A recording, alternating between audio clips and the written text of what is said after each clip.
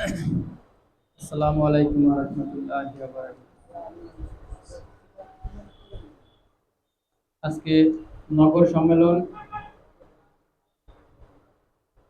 প্রধান অতিথি আলহাজ মাওলানা মোহাম্মদ মুসা, কেন্দ্রীয় সভাপতি ইসলামী দোকান শ্রমিক আন্দোলন বাংলাদেশ, বিশেষ অতিথি হাফেজ মোহাম্মদ শাহাদাত হোসেন ফুলদানিয়া, সভাপতি ইসলামী শ্রমিক আন্দোলন ঢাকা মহানগর দক্ষিণ। সভাপতিত্ব করছেন জনাব মোহাম্মদ ফরিদ হোসেন, সভাপতি ইসলামী দোকান শ্রমিক আন্দোলন ঢাকা মহানগর দক্ষিণ। আজকে এখানে বলার মতো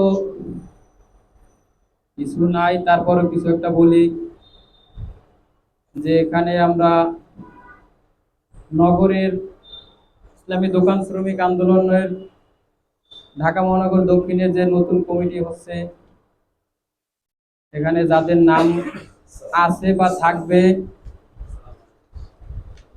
তারা যেন যে যে যার দায়িত্ব পায় সে দায়িত্বের দিকে সবাই যেন একটু নজর রাখি।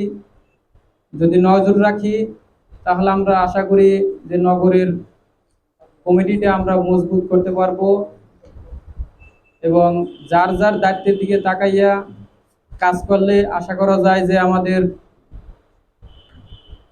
নগরটা আলহামদুলিল্লাহ ভালো একটা পর্যায়ে যেতে পারবে এবং আমরা নিতে পারবো ইনশাআল্লাহ।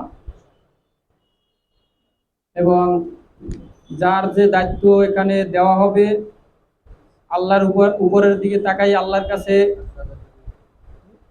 সুবর্দ রাইখা যেন আমরা কাজ কাম করি, যাতে আমাদের কোনো মন মালিন্য না থাকে, এটাই আমি আশা করি।